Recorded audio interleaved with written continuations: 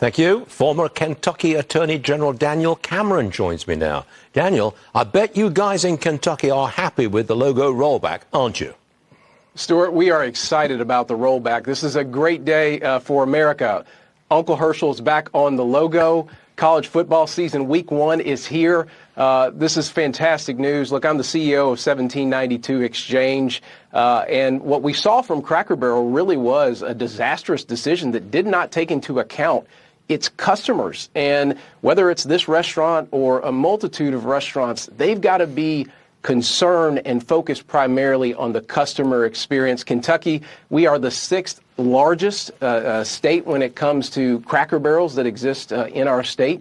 So this is a win for everyday Americans that want to go into Cracker Barrel, enjoy a meal. And my message to Cracker Barrel is keep your hands off the mama's pancake breakfast, because that's an important thing that all Americans agree on. And I'm hopeful that we'll continue to see hopeful good decisions out of Cracker Barrel. I just wish they'd open up in New York City, but that's the chances of that are slim and none, I think. Well, look, Stuart, look, they obviously we're celebrating their response on the logo, but there's still a multitude of things that Cracker Barrel is doing. And dare I say, they're in bed with the Human Rights Campaign on a host of issues. I want to see them roll back from that as well and get out of the woke ideology minefield that exists right now and just focus on making a good product there at Cracker Barrel. Let me move on to this. The mayor of Chicago, Brandon Johnson, he dodged questions about policing in Chicago. Watch this.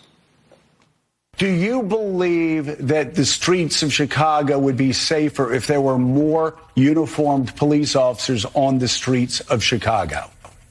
I believe the city of Chicago and cities across America would be safer if we actually had, affordable housing. Look, okay, I'm not saying that that's not the question I asked. I don't believe that we should narrow it down to just police officers, Joe, is what I'm saying. That is an antiquated approach. That sounded like a dodge to me. But Daniel, why would Chicago, that's a city with an astronomical murder rate, why would they turn down more police or more help in law enforcement? Well, it doesn't sound like they have the sense, or the mayor doesn't have the sense of a billy goat. At the end of the day, of course, the right answer is that you want more law enforcement in your communities to protect your citizens. That's one of the major roles and responsibilities of government, is to protect our citizens. The mayor, obviously, of Chicago does not understand that. It's unfortunate, but I'm hopeful that President Trump is doing the smart thing, whether it's D.C. or other states, helping and doubling down on law enforcement's response to ensure that our citizens are safe in communities all across our country. Daniel, it was a pleasure having you on the show. Do not be a stranger, and I'll meet you. I will not. I'll meet you in a Cracker Barrel whenever they open in New York City. Okay. Sounds like a deal. I'm ready for it, my friend. Yes, sir. Thanks very much indeed.